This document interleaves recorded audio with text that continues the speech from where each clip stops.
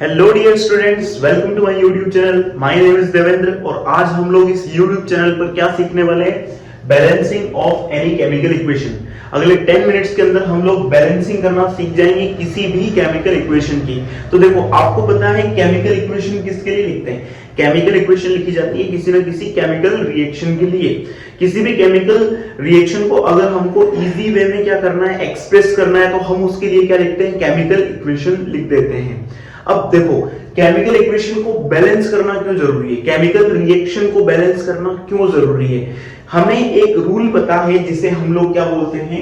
Mass conservation. क्या कहते हैं उसे? Mass conservation. हिंदी में इसको बोला जाता है द्रव्यमान संरक्षण नियम, मास कंजर्वेशन लॉ। किसने दिया था? इस लॉ को प्रपोज किया था लाउजिए ने। क्या बताया था लाउजिए ने? किसी भी केमिकल रिएक्शन के अंदर आप ना तो नया मास बना सकते हो, ना ही पुराने मास को डिस्ट्रॉय कर सकते हो। ठीक है, मास को ना तो हम बना सकते, द्रव्यमान को ना तो बना सकते हैं, ना ही हम उसे नष्ट कर सकते हैं किसी केमिकल रिएक्शन के अंदर। ठीक है, सिर्फ मास एक फॉर्म से कौन सी फॉर्म में जा सकता है? दूसरी फॉर्म में। तो हमें किसी भी केमिकल इक्वेशन को बैलेंस्ड फॉर्म में लिखना जरूरी है ताकि वो किसको फॉलो करने लग जाए? मास कंजर्वेशन लॉ को फॉलो करने लग जाए। एक बहुत इंपॉर्टेंट यहां से एमसीक्यूज में क्वेश्चन बन सकता है कि हम लोग किसी केमिकल इक्वेशन को बैलेंस क्यों करते हैं? सिर्फ इसलिए ताकि वो मास कंजर्वेशन लॉ को फॉलो करने लग जाए। मास कंजर्वेशन लॉ किसने दिया था? लाउजिए ने दिया था। ठीक है, तो जैसे मैं यहां पे आपके सामने एक इक्वेशन लिखता हूं, zinc plus copper sulphate gives you zinc sulphate plus copper. अब अगर यहाँ पे आप हर एलिमेंट को चेक करते हो, देखो रिएक्टेंट्स की साइड में जिंक का कितना 1 मोल यूज हुआ है और प्रोडक्ट्स की साइड में जिंक का कितना 1 मोल यूज हुआ है। ठीक है, कॉपर का रिएक्टेंट की साइड कितना, यहाँ पे 1 ही एटम नजर आ रहा है और इधर भी हमें 1 एटम ही नजर आ रहा है। सल्फर देखेंगे तो यहाँ पे 1 एटम, यहाँ पे 1 एटम। ऑक्सीजन देखोगे तो यहाँ पे 4 एटम्स है और यहाँ पे भी कितने 4 एटम्स है। मींस ये इक्वेशन पूरी तरह से क्या है? बैलेंस है। तो हमें यहाँ से क्या मालूम पड़ा? हमें ये पता चला कि किसी भी केमिकल रिएक्शन के अंदर number of atoms for each element in the reactant side should be equals to number of atoms of each element in the product side।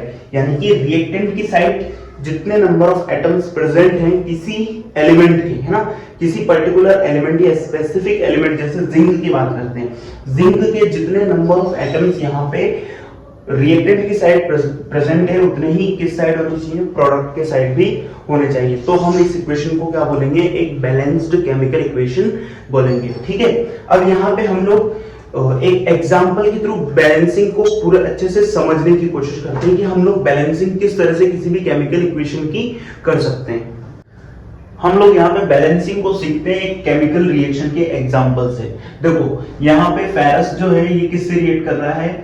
Moisture के साथ। यहाँ पे H2 के साथ मैंने गैस लिखा हुआ है, मींस यहाँ पे जो H2 है वो लिक्विड फॉर्म में नहीं है, वो कौन सी फॉर्म में है? गैसियस फॉर्म में। ये जो यहाँ पे ब्रैकेट में लिखा हुआ है ना, ये सब जो करस्पॉन्डिंग एलिमेंट या मॉलिक्यूल है ना, उसकी जो फिजिकल स्टेट है उसको रिप्रेजेंट करता है। जैसे यहाँ पे फेरस सॉलिड स्टेट में है, यहाँ पे जो H2O है ना वो कौन सी? गैसियस स्टेट में है। फिर यहाँ पे जो Fe3O4 बना है ना वो कौन सी स्टेट में? सॉलिड में। और अगेन जो H2 है वो कौन सी स्टेट में बना है? यहाँ पे गैसियस स्टेट में बना है। तो अब हम लोग इस केमिकल रिएक्शन को यहाँ पे बैलेंस करने की कोशिश करेंगे कि जब आयरन मॉइस्चर के साथ रिएक्ट करता है तो Fe3O4 और H2 का फॉर्मेशन होता है। अगर हम लोग यहाँ पे चेक करें तो देखो Fe जो है ना वो रिएक्टेंट की साइड केवल एक एटम है, लेकिन जब प्रोडक्ट बन रहा है तो Fe के कितने एटम्स हो गए? 3। तो क्या नया मास हम लोग बना सकते हैं किसी केमिकल रिएक्शन में? नहीं बना सकते। ऑब्वियस सी बात है। मास कंजर्वेशन लॉ हमें क्या बोलता है कि जितने नंबर ऑफ एटम्स हमारे रिएक्टेंट की साइड प्रेजेंट होंगे उतने ही नंबर ऑफ एटम्स इधर प्रेजेंट होने चाहिए, प्रोडक्ट की साइड भी प्रेजेंट होने चाहिए। तो देखो, इसको बैलेंस करने के लिए हमें क्या क्या करना है? यहाँ पे सबसे पहले हम लोग क्या लिखेंगे? एलिमेंट का नाम लिखेंगे, या एलिमेंट का हम लोग क्या लगा देंगे? सिंबल लगा देंगे। देखो यहाँ पे जैसे मैंने एलिमेंट लिखा Fe, और कौन कौन से हैं? हाइड्रोजन है और एक और कौन है? ऑक्सीजन। ठीक है, इसके बाद में हम लोग यहाँ पे क्या लिखते हैं? Number of atom, number of atom in reactant side. ठीक है, रिएक्टेंट की साइड में इसके नंबर ऑफ एटम्स लिखने।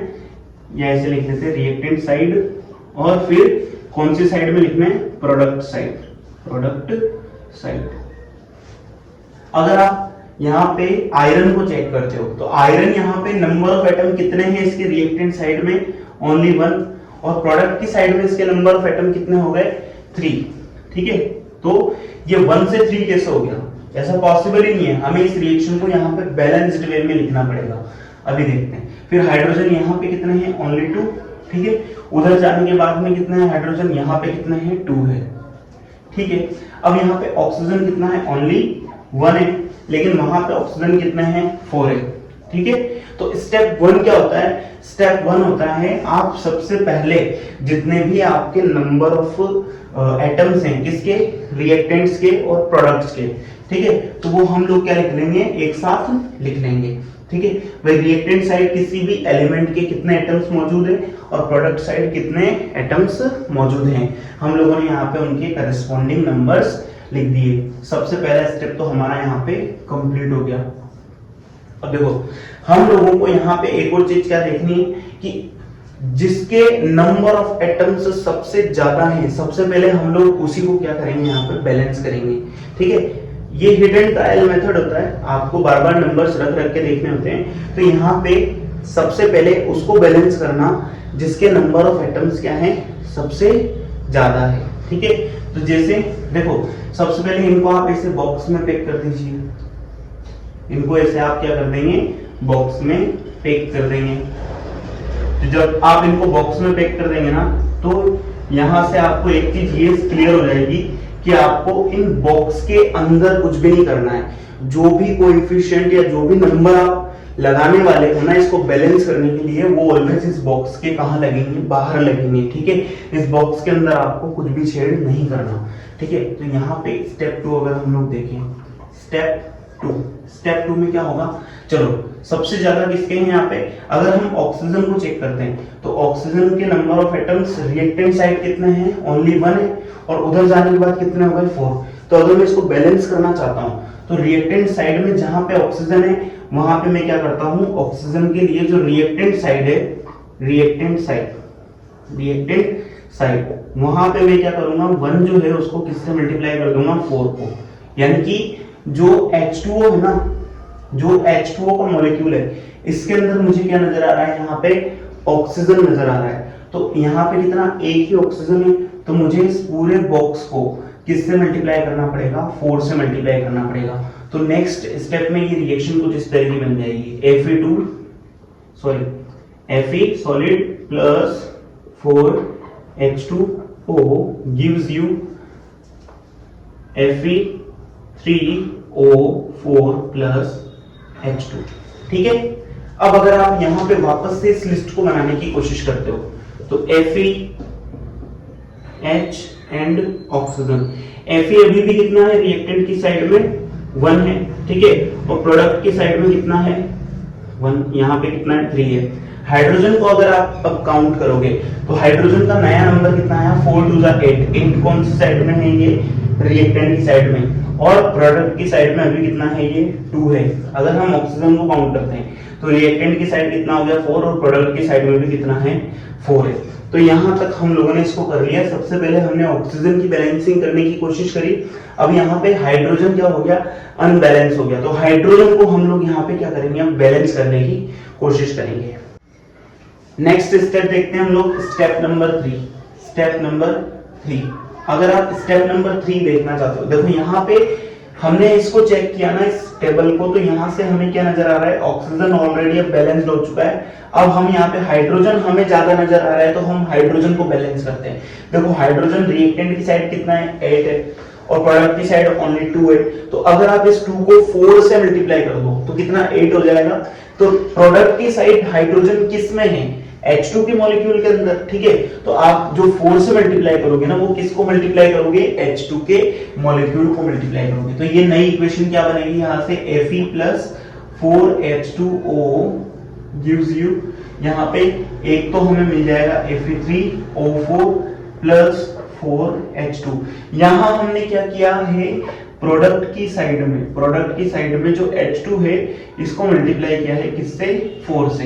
ताकि यहाँ पे हमारे पास हाइड्रोजन भी बैलेंस हो जाए। अब अगेन आपको ये टेबल बनानी है Fe और ऑक्सीजन के लिए। रिएक्टेंट की साइड अगर मैं देखूं तो Fe अभी भी 1 है और प्रोडक्ट की साइड अगर मैं देखूं तो Fe कितना है यहाँ पे 3 है।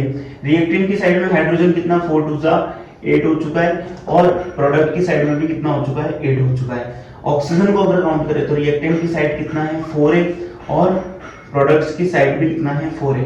तो ये हाइड्रोजन भी बैलेंस हो चुका है और ऑक्सीजन भी यहाँ पे बैलेंस्ड हो चुका है। अब हमें लास्ट में किसको बैलेंस करना है, बस Fe को बैलेंस करना है। तो यहाँ देखो Fe को बैलेंस करने के लिए हम लोग क्या करेंगे, यहाँ पे Fe कितना है 1 है और इसके अंदर Fe कितना है 3 है।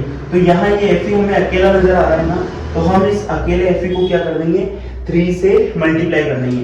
तो जैसे ही हम लोग इसको 3 से मल्टीप्लाई करेंगे तो हमें एक क्या मिल जाएगी, नई इक्वेशन क्या मिलेगी, 3Fe plus 4H2O gives you Fe3O4 plus 4H2। ये कौन सी इक्वेशन मिली है हमें, ये मिली है बैलेंस्ड केमिकल इक्वेशन। ठीक है, अभी ये वीडियो समाप्त नहीं हुआ है, अभी हम लोगों को यहाँ पे थोड़ी सी और बारीकी देखनी है, जिसके बाद में ये हमें कंप्लीट क्या मिल जाएगी, बैलेंस्ड इक्वेशन मिल जाएगी। अब लास्ट में हम लोग यहाँ पे क्या करने वाले हैं, लास्ट में हम लोग देखो ये हमारे पास क्या आ चुकी है, बैलेंस इक्वेशन आ चुकी है।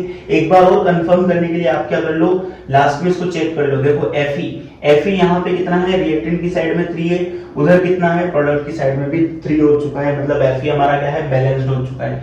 अगेन हम लोग यहाँ पे हाइड्रोजन चेक करते हैं, 4 2 कितना हो चुका है 8, 4 2 8 प्रोडक्ट के अंदर भी है, मींस यहाँ पे हाइड्रोजन भी बैलेंस्ड है। ऑक्सीजन की बात करते हैं तो 4 ऑक्सीजन किस में है, हमारे साइड हमारे रिएक्टेंट की साइड में है, ठीक है, और 4 ही ऑक्सीजन अगर अपन देखेंगे तो वो कौन सी, प्रोडक्ट की साइड में भी मौजूद है। मींस यहाँ पे तीनों के तीनों जो एलिमेंट्स है वो क्या हो चुके हैं, बैलेंस हो चुके हैं। ठीक है, अब लास्ट में हम लोग क्या करेंगे, ये जो हमारे पास एलिमेंट्स या मॉलिक्यूल्स मौजूद है इनकी फिजिकल स्टेट्स को हम लोग यहाँ पे इनके साथ किसमें लिख देंगे, एक स्मॉल ब्रैकेट में लिख देंगे। तो यहाँ पे देखो 3Fe कौन से स्टेट में है, सॉलिड स्टेट में, प्लस 4H2O कौन से स्टेट में है, गैसियस स्टेट में है, gives you Fe3O4 solid plus 4H2 कौन से स्टेट में है, गैसियस स्टेट में। तो इस तरह से आप किसी भी केमिकल इक्वेशन को बैलेंस कर सकते हो।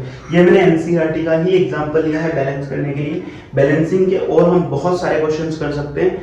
ठीक है, बैलेंसिंग करने का सिंपल सा फंडा है, आप ऑक्सीजन और हाइड्रोजन को पहले बैलेंस करने की कोशिश करो या उसको पहले बैलेंस करने की कोशिश करो जिसके नंबर ऑफ एटम्स सबसे ज्यादा अनबैलेंस्ड हो। ठीक है, जिसके नंबर ऑफ एटम्स सबसे ज्यादा हो, तो उसको अगर आप पहले बैलेंस करने की कोशिश करते हो तो आप इजीली पूरी की पूरी इक्वेशन को बैलेंस कर सकते हो।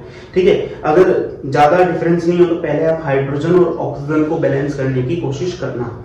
वीडियो पसंद आया तो वीडियो को लाइक कर देना और चैनल को सब्सक्राइब कर लेना।